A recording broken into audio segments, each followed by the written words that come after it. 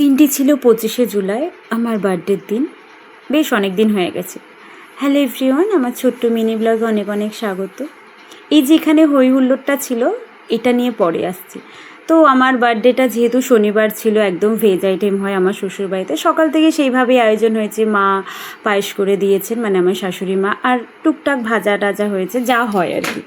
তো আর সন্ধ্যে থেকে আমাদের কোনো প্ল্যান ছিল না। আমার একটু মনটাও খারাপ ছিল, কারণ এই স্পেশাল দিনটাতে আমার বাড়ির সবাই আমার সাথে থাকতো বিয়ের আগে।